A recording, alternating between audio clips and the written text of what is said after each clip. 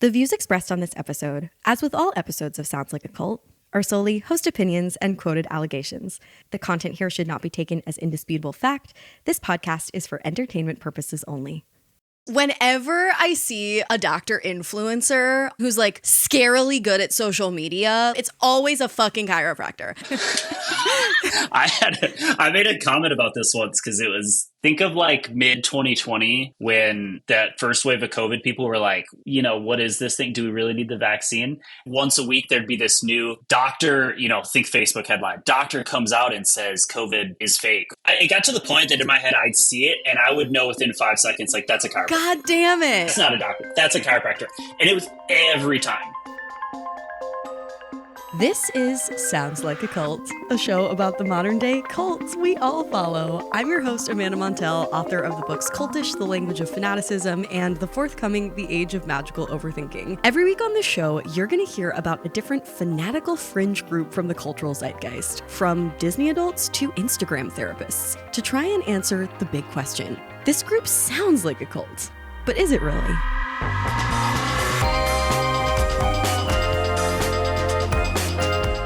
And if so, is it a live your life, a watch your back, or a get the fuck out level cult? After all, the word cult is up to interpretation. But you know what's not at all up for debate? My obsession with watching chiropractor videos on YouTube. I admit it, I love cracking. I love hearing other people crack. I love cracking myself. Whatever you want, your back, your neck, hips, toes. I've been really into wrists lately.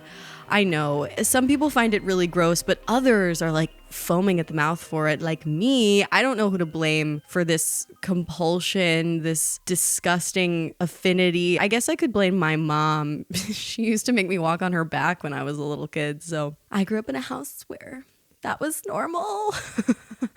I myself have never been to a chiropractor, but I've always been very curious about it. There's one chiropractor on YouTube who does a move called the ring dinger, where he like puts a towel under your chin, pulls up and like separates all your vertebrae so that you're 6 inches taller. It's not really that, but it looks like it feels incredible. So if I didn't know what I now know about chiropractors, I could see myself falling into this cult. On the surface, I would think that someone who's there to professionally crack your back is literally God on earth. But I think I first caught a whiff that chiropractors were generally thought of as scammy on the show Friends. You know that episode where Rachel's dad comes to visit and he's a real hard ass and he's being super hard on Ross, her boyfriend, and Ross is only able to win him over when they're able to bond over their shared loathing of chiropractors and thinking that they're bullshit. But there's a lot of stuff like that. You know, wellness treatments are promised to do things sometimes that they maybe probably can't really fully do. I can get on board with a certain amount of suspending your disbelief as long as nobody is exploiting anyone or putting anyone in danger. But of course, it tends to get there. And weirdly, in the field of chiropractic, it has gotten there and beyond. I really had no idea until I started looking into the overlap between the holistic wellness community and the anti-vax conspiracy theory community. Is it too flattering to call that a community? During COVID times, that chiropractic is so much cultier than I ever thought. It's an industry that was literally invented by a self-proclaimed prophet type who claimed to perform miracles on the disabled. And now the field has morphed to be full of these power-hungry TikTok clout-chasing quacks who both resent medical doctors, villainize anyone who questions their practices, but also calls themselves doctors proudly. I'm speaking generally here. There are some good apples. We're going to meet one later in the episode. But there are more than a few chiropractors out there who think they can heal people's diseases with their literal hands. Some of them have arsenals full of bullshit medical textbooks and weird devices that would give L. Ron Hubbard's Scientology e-meter a run for its fucking money. Sometimes these quacks accidentally give people a damn stroke. Sometimes they start anti-vax new age empires that go way off the deep end. it gets bad. But also, they do actually really provide people with pain relief here and there, I think. Some people swear by them. I'm going to give a little bit of background before we get into my interview with my guest host today. And then we're going to hear from Trevor Zierke, who is a chiropractor himself, but also publicly super critical of his own profession. He's gone viral for calling out culty and scammy chiropractors. Trevor himself acknowledges that the industry is low-key a cult. It's just a question of how bad is it? So let's give some fast facts, some quick stats before we get into the truly bonkers cult-like history of the chiropractic field. I'm going to start by quoting some stats from an LA Times article titled, "Chiropractic Treatment, a $15 billion industry, has its roots in a ghost story." So, in a way, that's all you need to know. But according to this article, in 2017, the American Chiropractic Association estimated that there were nearly 77,000 chiropractors in the US who treat more than 35 million Americans every year. Chiropractors' whole thing is the spinal column. They use what is called spinal manipulation. And if the term manipulation is a part of your profession already, red flag. I'm kidding. But they use something called spinal manipulation to manually put your body parts back into place and restore a sense of balance, allegedly, to the body to help it heal naturally. If you're confused by my description here, there is a reason for that. You will get more clarity, fortunately, from my guest host, Trevor, later. But also, the reason this is confusing is because every chiropractor has a kind of different ideology about what the practice even is, what it can achieve. And that's faulty already because so much of it is so disconnected from facts. But it doesn't start to get truly scary for me until we dive deep into the origin story of the chiropractic field. The entire chiropractic profession is largely credited to a dude named Daniel David D.D. Palmer. He was born in 1845. He was a professional magnetic healer. So take that as you will. He was a spiritualist, and he claimed that the entire theory for the chiropractic field came to him during a seance where he was able to get in touch with the spirit of a doctor named Jin Atkinson, who had been dead for 50 years. Palmer basically claimed, low-key out of nowhere, that 95% of all disease is due to subluxations. Essentially, Palmer was saying that misaligned vertebrae fuck with your energy flow and cause illness. And from the very beginning, chiropractic was basically a marriage of bone setting and this spiritual magnetism that he had been practicing, which might sound cuckoo bananas, but it really launched a movement. In the beginning, Palmer actually considered chiropractic a kind of religion. In 1911, he said that the practice, and I quote, "must have a religious head, one who is the founder, as did Christ, Mohammed, and others who have founded religions. I am the fountainhead." It must be said, chiropractors don't go to medical school. They're not licensed to practice medicine. And in the early 20th century, when huge progress in medicine was being made, antibiotics were becoming a thing. It was a huge time. The medical community was like, hey, we're onto something here. Chiropractic is bullshit. It's a threat to the real science that we're doing. You know what? Fuck it. Let's lock these quacks on up. Literally. They were like, chiropractors? Fuck you. Prison. In 1916, a chiropractor named Tullius Ratledge, iconic name, was sentenced to 90 days in jail in California for practicing medicine without a license. Chiropractors were charged with violating the Medical Practice Act. There was huge publicity surrounding this. At the height of the public controversy, 450 chiropractors were arrested. But by then, a lot of people liked the benefits that they were getting from chiropractors. They didn't want their favorite crack daddies to be in jail. So then in 1922, Californians voted by an overwhelming majority to license the profession. So all of those chiropractors who were still in jail were pardoned. Every state had a version of this battle, but chiropractors emerged the winners every single time. As you can imagine, the American Medical Association, which had always kind of been the field of chiropractic's main nemesis, they were pissed. They were not ready to give up trying to take chiropractors down. So get this. The American Medical Association had this clause that prohibited members from consulting with practitioners whose practice is, and I quote, based on an exclusive dogma. After this whole era of chiropractors getting arrested and then pardoned and winning case after case after case, the profession was growing and growing. So in 1957, the American Medical Association explicitly called upon this clause to forbid consultations with chiropractors, to ban them. Actually, the AMA was even quoted as calling chiropractors an unscientific cult. They should have started a podcast about it. But this shit backfired. In 1976, 5 chiropractors brought a lawsuit against the AMA.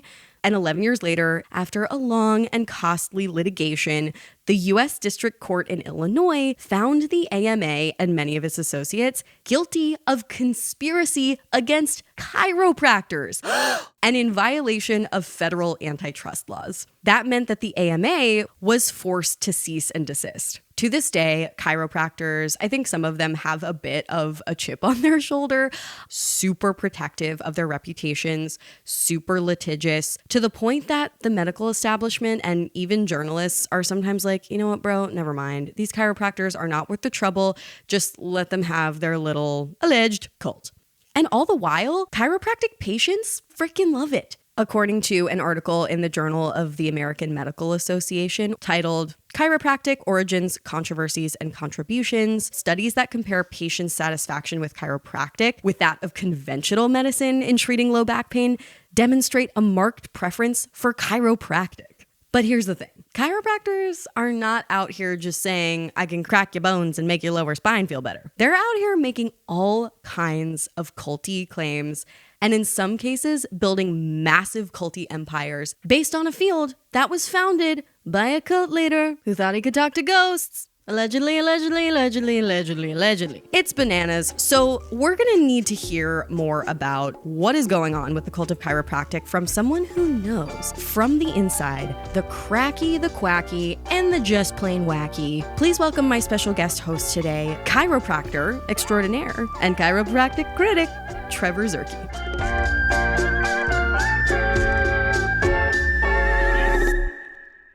My name is Trevor Zierke. I am actually a doctorate of chiropractic. I practice down here in Austin, Texas, as well as online. I graduated from school in Minnesota in 2021. So I'm newly into the cult, I guess you could say. Although I'm kind of more like a mole, but we'll get into that. Love that. Also, you're one of many people who joined a cult in the pandemic. Yeah, it was trendy. It was a culty time. Can you talk a little bit more about what drew you into this cult? So I was dealing with an injury. I thought, I need help with it. Who should I go to? I got recommended to go to see a chiropractor. Saw them, saw some relief, and I was like, that'd be a pretty cool job down the road. I knew I wanted to do some form of healthcare or something anyways. I had good experience with chiropractor in the past, so I just went into it kind of blind because that was my only real experience was with these 1 or 2 chiropractors who were actually pretty good. We'll dive more in sort of the spectrum, but they were on the good end, right?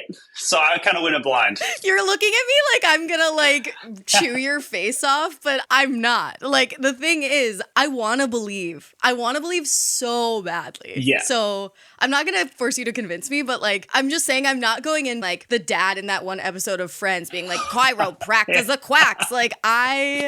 I'm going in as nooch as possible. No, and see, so did I. So when I went into school, I was pretty neutral because my experience was very limited. And then I got into school and I realized, this is a lot crazier than I thought and a lot deeper than I was imagining. But I was already in there and I still liked what I could do with it. So I stuck out the path and here I am. Okay, what were some of those first culty red flags that you noticed in chiropractor college? Yeah. So for reference, my background was in sciences and my undergraduate degree was in exercise physiology. So when I went to school and they started making generalized claims and stuff, I'd be like, man, that sounds kind of crazy. I wonder if there's any sort of evidence or stuff to support that. And I would look up and I'd be disappointed because there was none. I'd be like, that's interesting because a lot of people were saying these things almost as like they were concrete fact. And there really was no research to back up a lot of the claims. Like what? So a lot of it just boils down to when people think of chiropractic, right? They think of like the back cracking and the neck cracking. Oh, yeah. A lot of people call that like the adjustment. And a lot of the claims with like how it was able to fix this or cure that, there's not a whole lot of research data that says that that's true. I was looking up and I was like, that's kind of weird. So they were really saying that in school because, it's like when I see a chiropractor online say like, oh, this adjustment can, I don't know, help with bowel inflammation or whatever it is, I like to think like, oh, maybe that person is just like overhyping themselves to build a following. But I'm hearing that it's kind of built into the institution. Totally. And this is why it gets weird and very confusing. And everyone in this world kind of knows it, but I think people outside don't, is the chiropractic profession is really like there's a governing body, right, that kind of washes over everything. But after that, it really splits into all these sort of subsections. And it kind of boils down to what school you attend. So the school I attended is actually more on the science end spectrum. So they were making claims that would help with, normal things like you think, right? Like if you come in with back pain, getting adjustment, that would help. Actually, the data on that's pretty conflicting. Like it kind of does, kind of doesn't. Who really knows? The claims you're talking about, right? Like the wild ones where it's like, I have IBS, what should I do? Get your neck adjusted.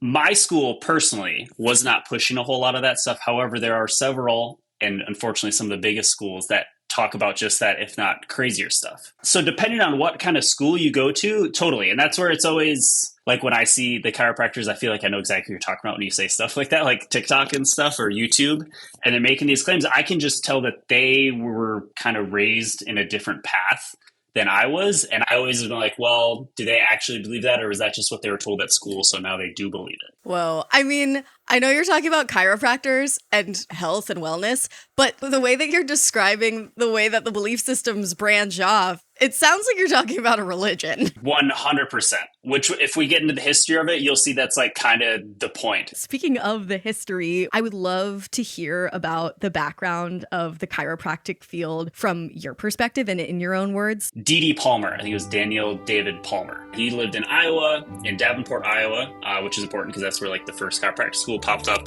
And the story goes of how he discovered or sort of started chiropractic was he was working in some office and I think it was a janitor complained to him or had mentioned he had some sort of like hearing impairment. DD, being at the time a healer, sort of theorized that it was from some misalignment in his neck, and he did what he called the first ever adjustment, and voila, that guy could hear. So the story goes. It's very much Jesus curing the blind. 100%. So that starts up chiropractic. He eventually opens up his school in Davenport, Iowa called Palmer Chiropractic School, which is still to this day a school. I think it's either one or two in terms of like the biggest chiropractic schools that are out there. He founded that.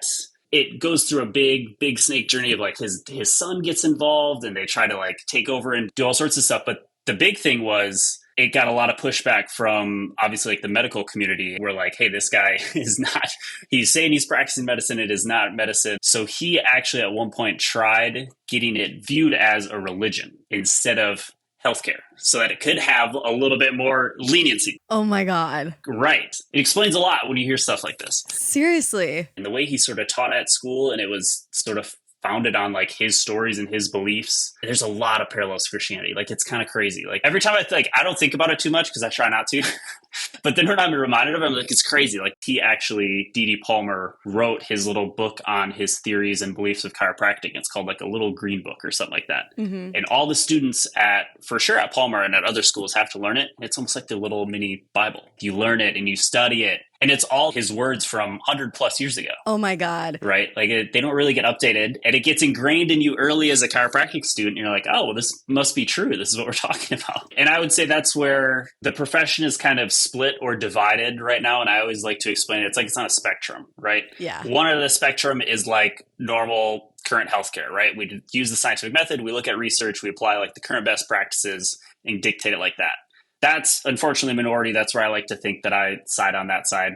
And the other side of the spectrum is exactly what you described. They still follow DD's principles from 100 plus years ago to a T. They don't question it. They don't care what sort of research comes out. They know in their heart of hearts that chiropractic works for XYZ. Yeah. No matter what it says, which is crazy. Well, yeah, it's crazy because it paves the way for like some seriously sinister figures to come in and be like, look at everyone else who knows this to be true. Now I can take it to the next level. And we'll talk about some of those figures later. But I mean, it makes so much sense that there is this beef within the chiropractic community, considering its sort of like dogmatic woo-woo origins. It's like, of course, there is going to be tension and conflict there, as there always is in religious communities. But could you talk about the beef between chiropractors and the traditional medical community? Because my understanding is that like they got into it legally, and the American Medical Association eventually had to like cease and desist on cracking down, no pun intended, on chiropractors. Yeah. Someone like myself, when I help people, I want to be incorporated in like a current healthcare model where we collaborate with other people, right? If I have to refer someone to an MD or I have to work with, a physical therapist or anything else like that, I want to be able to do that. Whereas this other subsection of chiropractors, they want to be the sole treatment option. They always say they want to do chiropractic. They don't want to do this other stuff. They don't want to help out, send them to other people and stuff, which is wild and very unfortunate and kind of scary. It doesn't get cultier than that. Right. And it's kind of always gets drawn back to like that initial thing where that side of the spectrum, they view, the American Medical Association was trying to shut them down. They don't want chiropractic. So it's like an us versus them thing. Yes. Instead of everyone. Collaborative thing. Yeah. Okay, so can you talk just a little more logistically about what qualifications you need to say, like, I'm a chiropractor, I can adjust you, and I can do that without getting sued? Yeah, absolutely. So the license we have is a DC, so Doctorate of Chiropractic. This is where it gets hairy sometimes when people are like, doctor, and they're like, no, you're a chiropractor. The way I explain it, and this isn't like, the surefire definition, but the way I explain it is like physical therapists are sometimes referred to as doctors. They also have a doctorate of physical therapy. So technically speaking, it's appropriate to call them doctor. However, I myself, and I know a lot of other chiropractors, physical therapists, don't like to use that title because a lot of people in today's society just view doctor as medical doctor. We don't want to get that viewed as differently. Got it. So it's like you don't want to confuse anyone or risk stripping power or meaning away from the word doctor. Right. But technically, our degree is a doctorate of chiropractic. We earn that through a graduate school program, 3 to 4 years, kind of depending on where you go. We have board exams. We have like a certified curriculum and stuff that's overseen by a National Board of Chiropractic Examiners. And it's all legit on that end. I myself went to undergrad first, so I had a 4-year degree, and then I did an additional 3 years at chiropractic school. That's, I would say, like the most normal route, but it is like a real, this is where it gets weird. It's a real program. Like it's real, it's rigorous. Like it's not like anyone can just walk in and do it. But at the same time, we don't have a set residency program like DOs or MDs have. We don't have a super strict curriculum. Like if you go to any sort of medical school, kind of what they're covering in the order and stuff they cover it is all pretty similar. Ours is more so based on what the board exams are going to offer. They teach to help their students pass that exam. And that only covers a few things like diagnosing, anatomy, but it doesn't actually cover like the methods and, sort of the treatment spectrum that people do. That's kind of up to the university. And that's, again, where you see that divide is different from school to school and kind of group to group that you kind of come up in. Wow, it's all really clicking for me. Sorry, there's like so many chiropractor puns to make it's clicking and cracking for me. Because like the field fundamentally started as this savior complex situation. Like, I'm going to wave my hands over you and heal the deaf. So like, no wonder those highfalutin promises are still present because that's how it started. And like, if you're someone who experiences incredible pain that you haven't been able to find a treatment for, whether a chiropractor can actually help you or not, if they're saying that they are, and hundreds of years of chiropractors before them have also said, yes, I can help with this too, and the American Medical Association has been forced to like back off and be like, ugh, the chiropractors, we can't come for them anymore, then it's like, of course people are gonna believe them when the only person saying I can heal your pain is a chiropractor. Right. The whole profession sits in this like weird gray area currently, right? Because I don't want it to sound like, the governing board of chiropractic doesn't do their job, because they do, but their real only job is just to prevent the general public from getting hurt. But in terms of like chiropractors saying, this adjustment can help these things, which maybe it probably can't, it's a gray area where they don't necessarily have like the evidence or concrete proof that they can intervene.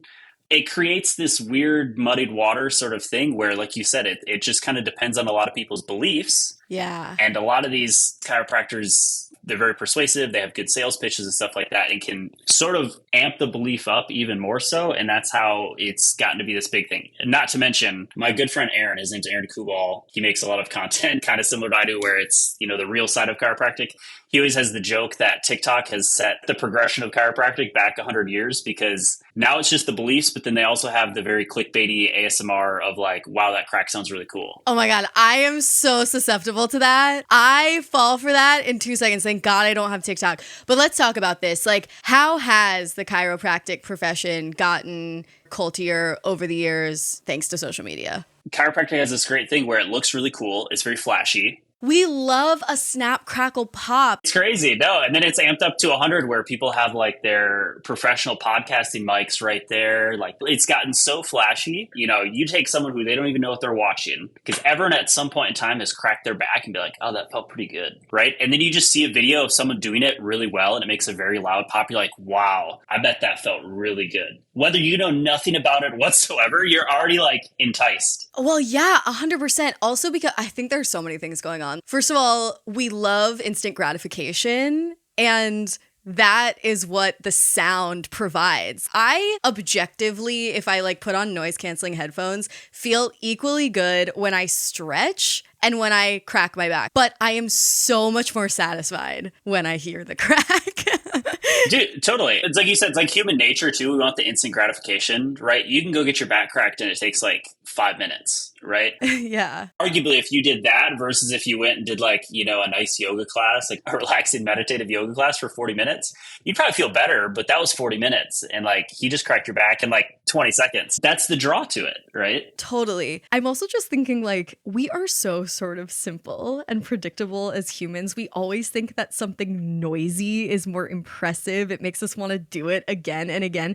I think of that even with language, like, bear with me here, how plosive consonants, the ones that sound almost like cracks, like p and k, the sounds found in curse words, like they're fun to say in the same way that cracking is fun to hear. Yeah. It makes us feel like we're actually making something happen in the world, which is a drive that I think is like really base to us and really easy to weaponize. Yes, exactly. It also is reminding me right now so much of the TikTok therapy and Instagram therapy cultishness, because similar to the field of chiropractic, there are not a lot of checks and balances in behavioral health. Yeah, you can like promise that EMDR is going to cure your trauma, and that's like a real method. But also, you could treat someone with something totally unsubstantiated, crystal therapy, whatever, and you can't get sued for malpractice for like trying something out that doesn't work. It's like, well, we tried, and there's nothing to say that we didn't have pure intentions. No one is going to hold you accountable for that. We're all like shooting in the dark. It's still like a fairly new practice. So it makes sense that there's so much room for cultishness in chiropractic and mental health. Right. And that's where it gets hard when I talk about, because I've made a few videos about, chiropractics being scammers and like sort of scammy tendencies. And it's always difficult for me because I don't know these people personally. And I truly think maybe in their heart of hearts and their beliefs, they're like, no, I'm doing the best possible thing for this person. Although the only thing they're doing is they're just cracking their back and their neck.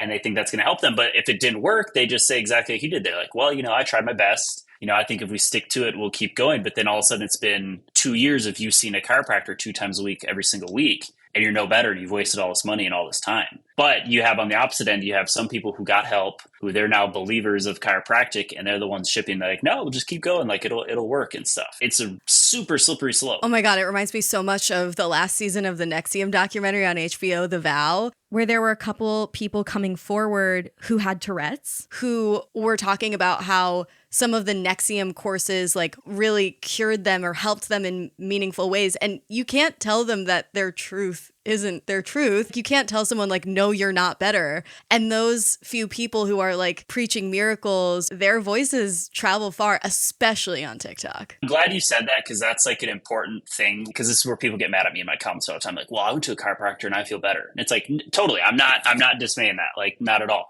But it's currently nearly impossible for us to tell if you got better because you saw the chiropractor or you got better because it's been 8 weeks and like, hey, your back just feels better. It's impossible to say. But like you said, you can't tell the people who are like, well, my back got better after I saw a chiropractor. You can't tell them it didn't work because like it kind of did, but we just don't know which one of those things worked. And it makes it really hard to kind of go against that. I work with people who are in pain for a long time. It's such a debilitating thing that then when they get out of pain, it's like this holy shit, like, oh my God, whatever this work, it's amazing. I want to tell everyone it's the best thing ever. And it creates those really strong rooted beliefs that most cults are built on. Exactly. I mean, I feel this even when there's like a TV show that I love. I'm like, everybody has to drop what they're doing and watch it right now. And if you don't like it, there's something wrong with you. This is like that, but dialed up to an 11 because we're talking about physical pain and emotional pain too. Totally.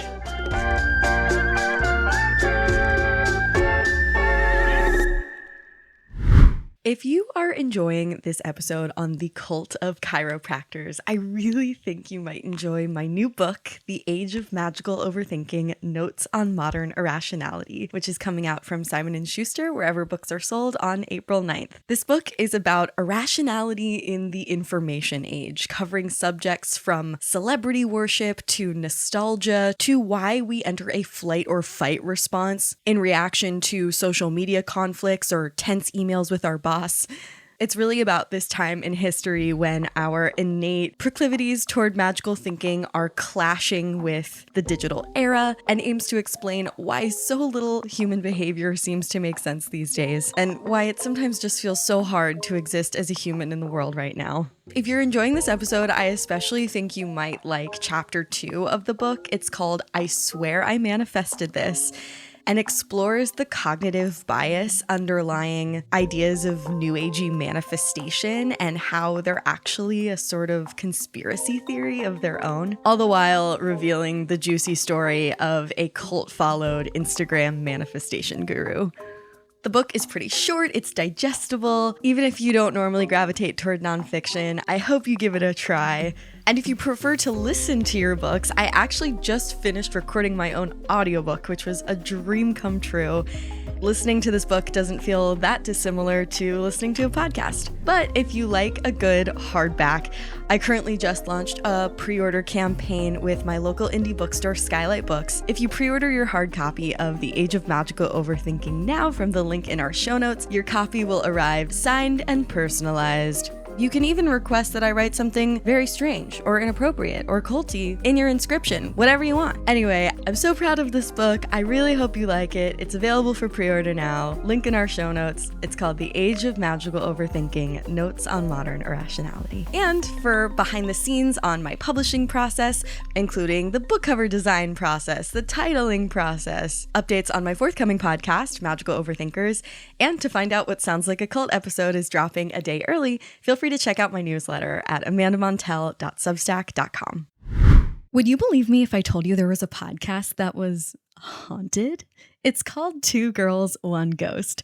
Hosts Corinne and Sabrina didn't want to believe it at first, but 5 years later and hundreds of encounters submitted by listeners, they can no longer ignore it. Two Girls, One Ghost is the most haunted podcast in America. We're talking ghosts, EVPs in episodes, spirits making contact with listeners, orbs darting through their YouTube videos, and so much more.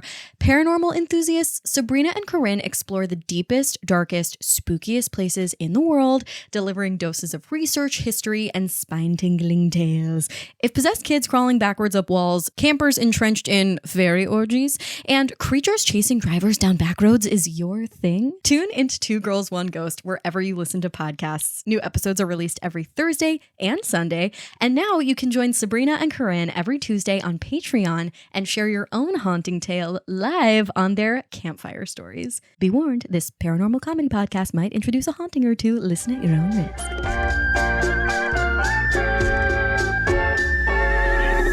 Okay, so you are yourself on TikTok. Can you talk about like your journey on social media? I mean, you did have one pretty viral video where you said that 99% of the chiropractic profession is a scam.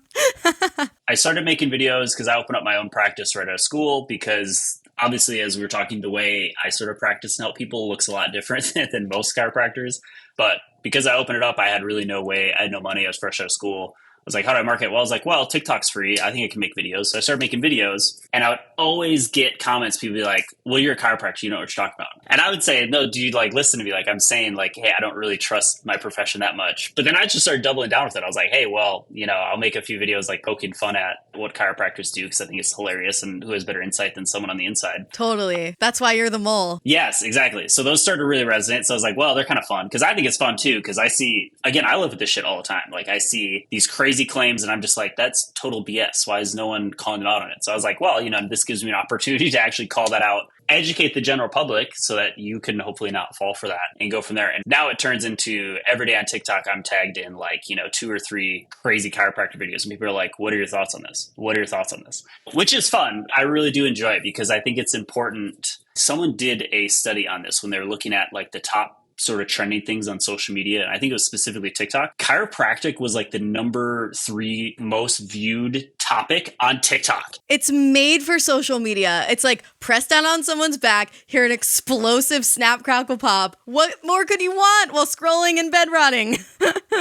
It's never been bigger and like more exposure. But then at the same time, like that, what you just described, like if you have no clue what you're looking at, you saw that, you're like, what did I just watch? Was that like literally Jesus cracking someone's back? Like, do I need to go see this human being?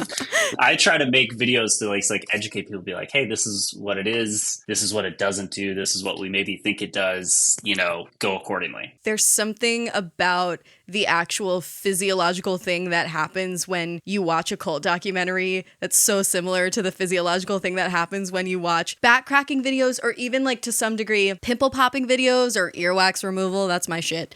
Where like it is horrifying, but you cannot look away. And there's a part of you, I think this is why cults are alluring and cult documentaries even are alluring, because there's a part of you that's like, I want to be in that person's shoes.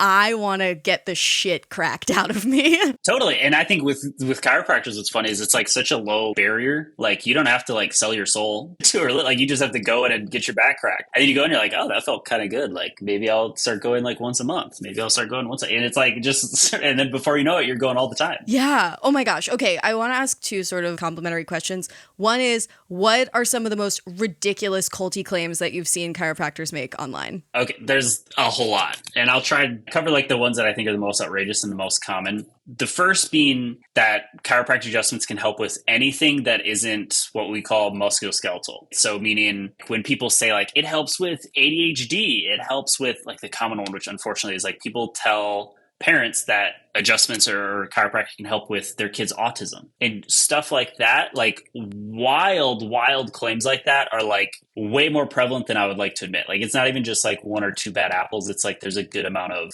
chiropractors who talk about things like that, or hormonal balances can be affected by adjustments and stuff like that.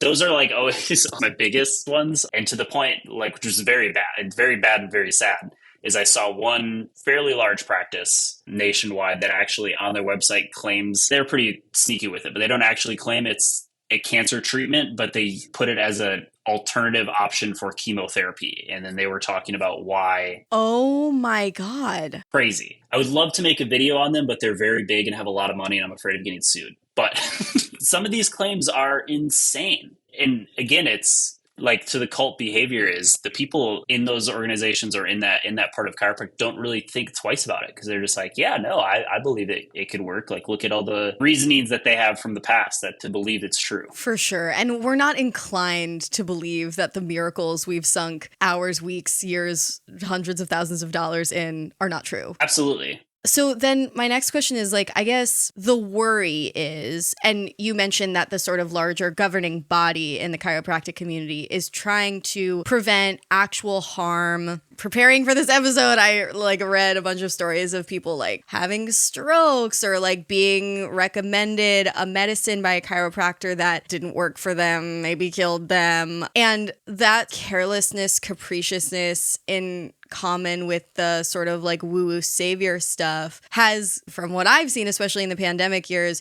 really bolstered the sort of anti-science, anti-vax, new age conspirituality community. And I was wondering if you could talk about the overlap of the chiropractor / new age anti-vax borderline conspiracy theory world. Yeah, totally. I really think they're like hand in hand. So I'm glad you brought that up because I think the wave or the rise of popularity in chiropractic is hand in hand with just like naturalistic view, right? That's kind of taking over like a lot of our culture nowadays, especially in America. Modern science, can we really trust them? Let's go back to our roots of everything that's natural. Chiropractic is just with your hands. It's as natural as can be. And that's actually marketed by like so many of the chiropractors on that side, is that it's, it's a natural alternative, which don't get me wrong, I agree with too. I think there's, some overstepping in places like spine surgeries and stuff like that, where maybe the medical community has been too inclined in the past to do it. So there's, like all things, there's some partial truths that they stand on, but then they build all these other crazy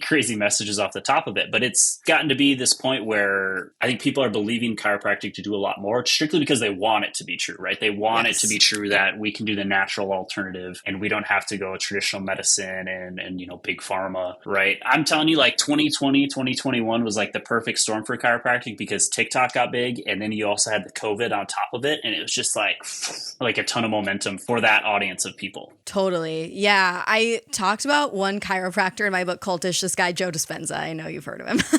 I know a few people in my life who cult worship this guy.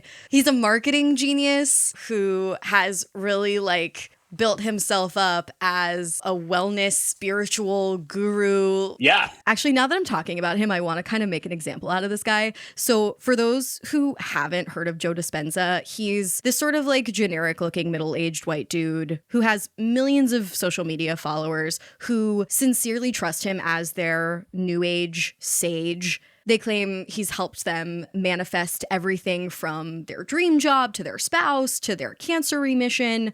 He offers workshops and retreats and public speaking engagements and corporate consultations and guided meditations, CDs, gifts, books. His Instagram bio at the time that I was reporting on him for Cultish read, researcher of epigenetics, quantum physics, and neuroscience. He would proudly flaunt studies in biochemical sciences at Rutgers. He claimed to have done postgraduate training in, and I quote, neurology, neuroscience, brain function, and chemistry, cellular biology, memory formation, aging, and longevity. But his energy is very, very Scientology's L. Ron Hubbard for the modern day. He's so good at sort of marrying academic sounding language with paranormal language. And a huge portion of his following found him on social media. So they're not doing necessarily deep digging or questioning his rhetoric. But Dispenza never graduated from Rutgers. He has no PhD. He does have a chiropractic degree from a school in Georgia called Life University, which I love. But his web presence genuinely makes him look like a neuroscientist. More problematic than all of that still, though, is that Joe Dispenza has been allegedly connected to a controversial New Age cult called Ramtha. So the Ramtha School of Enlightenment is a bullshit New Age Hogwarts. They offer lessons in subjects like telepathy and clairvoyance. It was founded in the late 80s by this self-proclaimed ESP master and proud Trump supporter named Jay-Z Knight, who has been quoted spewing all kinds of QAnon rhetoric and just generally bigoted vitriol.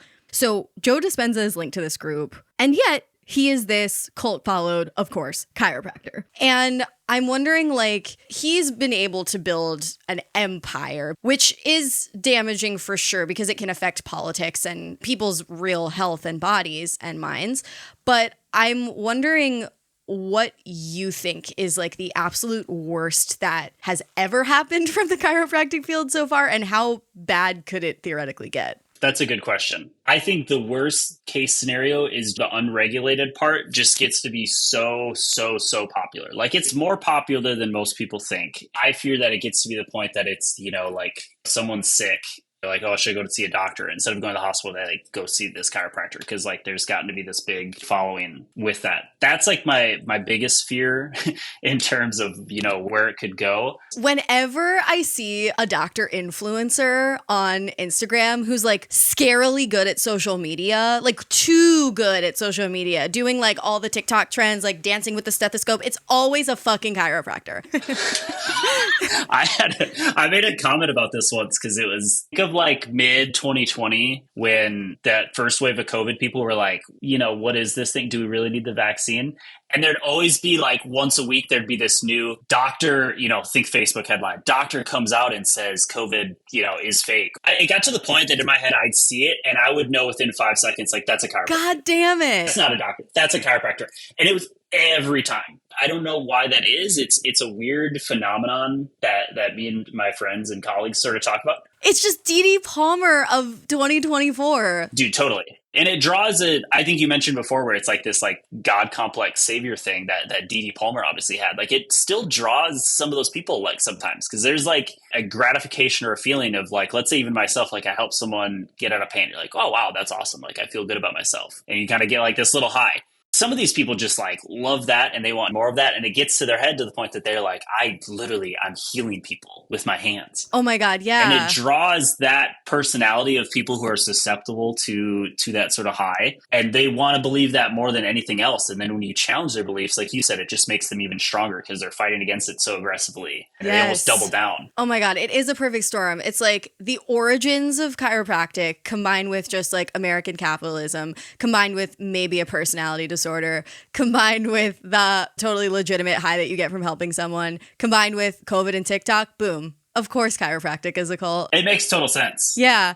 And like fair fucking enough, because if I was in excruciating back pain and it takes fucking 2 weeks to get a doctor's appointment, and here's a chiropractor with an amazing TikTok account being like, I'll help you tomorrow. Who can blame a person? Dude, that's my thing. Because I get people when I make these anti-chiropractic videos and it goes viral and stuff, and I'll get a lot of people come and be like, oh my gosh, like I went and saw a chiropractor, like I'm so stupid, blah, blah. I was like, you should not feel bad at all. Right. Right? Like if I didn't know any better, I would feel the exact same thing you just talked about, where it's like the alternative is I just have to sit with this for weeks and like maybe I'll get some help, but often not because, kind of current the way is clinics and stuff in America run is you go see them and they're like, well, we'll send you to someone else, but that's going to be 2 months down the line. Or you can go see this guy down the road and he's going to crack your back tomorrow. And like, it's probably going to feel pretty good. And maybe you'll go viral. That's the crazy thing. Like whenever I see YouTube videos where it's like, it's always like a hot girl whose like ass is in the thumbnail. I could do an entire podcast on just that topic itself. Those guys have just figured out the algorithm on YouTube to a T. And it's just like attractive girl in skimpy clothing on a chiropractic table. Million views. Easy, million views. Being like whipped around by some dude. It's like a porn setup. It's ridiculous. Dude, it's so bad. Like some of them are so, and like the thumbnails and the titles that they'll use are just like, it's outrageous. And again,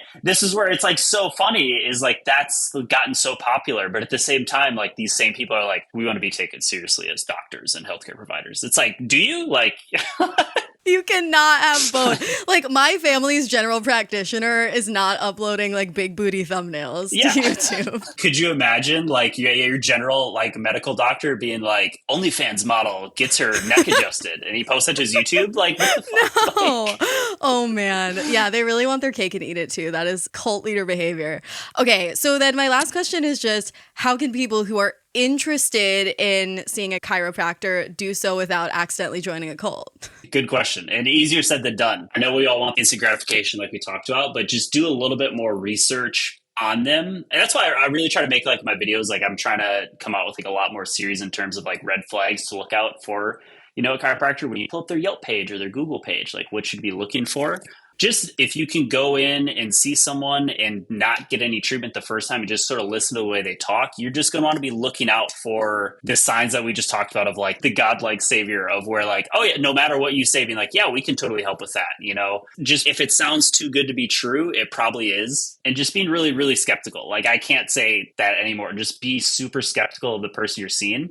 Because there are some good ones. That's why I hate like sort of the negative side of me making this is people then think like, well, all chiropractors are bad. And I was like, well, that doesn't make sense because I still practice and I like to think I'm pretty good. And I have a lot of colleagues and friends who do great work as well. Yeah. But there's so many bad ones out there that it makes it really hard for me to even recommend people to go see a chiropractor unless they do a lot of research beforehand and seen the person. I mean, back to religion, it reminds me of like Catholic priests. It's like, yeah, they're mostly scary, but you could probably find a nice one if you look hard enough.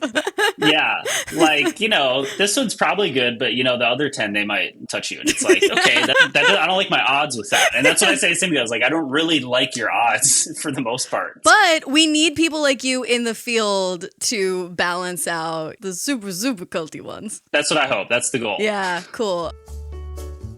Okay, now I want to play a quick game that I just invented. It's called Quack My Back, because I cannot get over that wordplay of quack and crack. But the title of the game has nothing to do with the rules.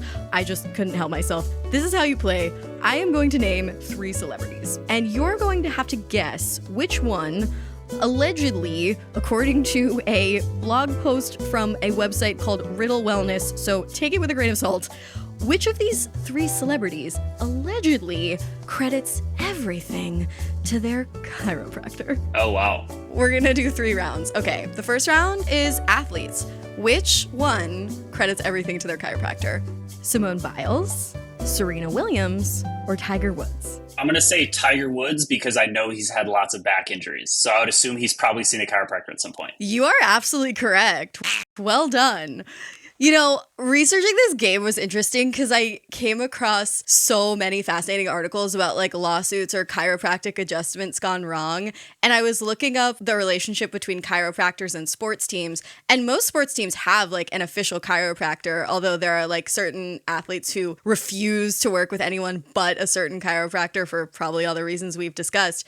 But I found several articles from earlier this year relaying the news story that this one chiropractor was sentenced to almost 3 years in prison for defrauding the NBA. He defrauded these NBA players' health and welfare plan of over $1 million.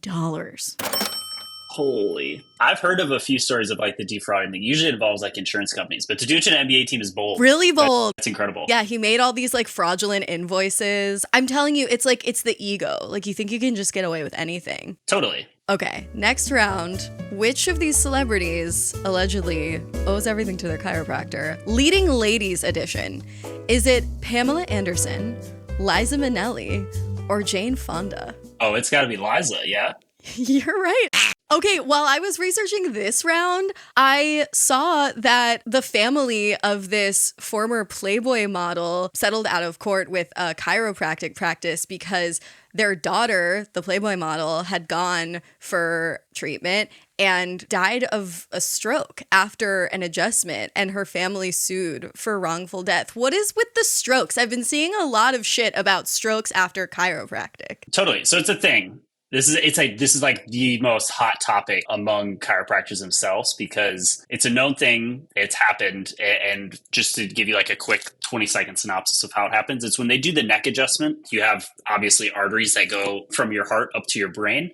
It goes through the neck. That motion of like the rotating and snapping can sometimes put pressure on those arteries. And if someone does a really aggressive adjustment, or with someone who's maybe has a condition that makes them more susceptible to their arteries being, weaker or susceptible to, we call it dissection, that can cause a stroke. And so why it's a hot topic is that's very serious, obviously. Like it can end in death. Yeah. So scary. Super serious stuff. It doesn't happen that often. There's been research on it. It's like literally up there with like 1 in a million or right around that range. So it doesn't happen that often, but it still happens, right? It's still like for the potential reward, like, are you really want to risk that? And I talk about that a lot. Like I try to make people very informed that that's a thing.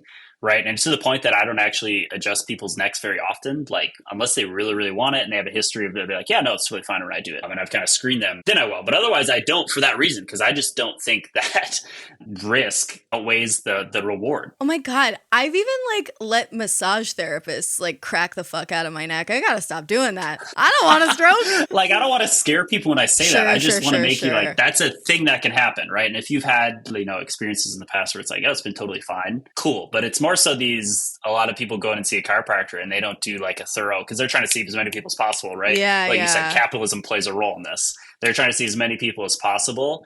They're going to be pretty lackluster on the screening and might miss some signs that like, hey, maybe I shouldn't, whip this girl's neck around like crazy, but they do it anyways. And it can end in stuff like that. Oh my gosh. Wow. Okay, last round. Which of these problematic male icons credits everything to their chiropractor?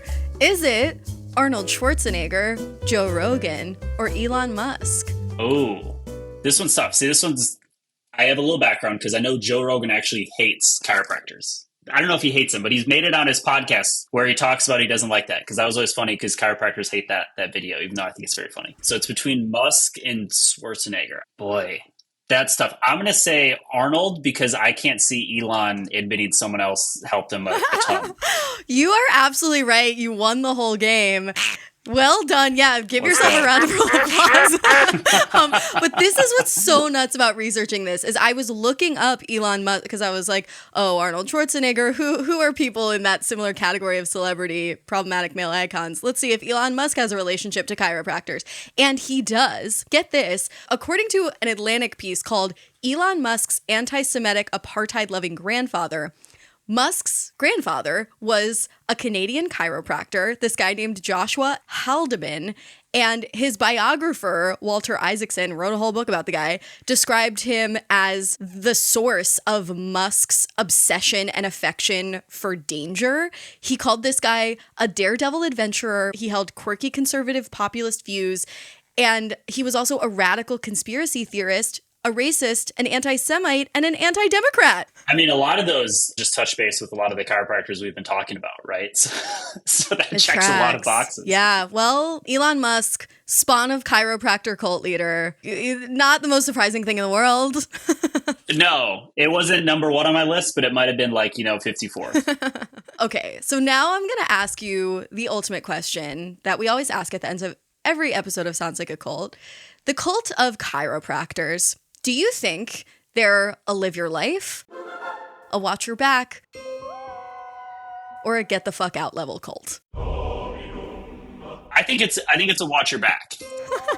Literally, it is a watch your back and hips and shoulders and neck. I don't think it's quite get the fuck out unless it's, really, really bad, right? And again, red flag alarm should be going off if it's really, really bad. There's enough good. You could be in excruciating pain, physically, mentally, emotional. And if you can get a little bit of help here and there from a relatively low risk option for the most part, I think it's a pretty good thing. There's not a lot to worry about as long as you're not buying into it. Right. So, in culty terms, I think you can have a little bit of Kool-Aid, but I don't want you chugging on it all the time, right? You can have a little bit every now and then. 1 or 2 a week, probably a little much. Honestly, that sounds like it's not a lot, but in a chiropractic case, if you're going once or twice a week, probably too much, Once a month just for the vibes? Yeah, okay, that's cool. I'm fine with that. Amazing. That's such cogent advice. Yeah, I'm gonna take your word for it. Watch your back, watch your quack.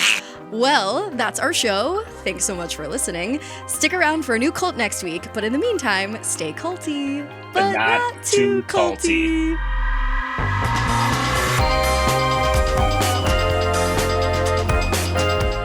Sounds Like a Cult is hosted and produced by Amanda Montell and edited by Jordan Moore of The Pod Cabin. Our theme music is by Casey Kolb. This episode was made with production help from Katie Epperson. Thank you as well to our partner, All Things Comedy. And if you like the show, please feel free to check out my books, Word Slut, A Feminist Guide to Taking Back the English Language, Cultish, The Language of Fanaticism, and the forthcoming The Age of Magical Overthinking, Notes on Modern Irrationality. If you're a fan of Sounds Like a Cult, I would really appreciate it if you'd leave a rating and review on Apple Podcasts.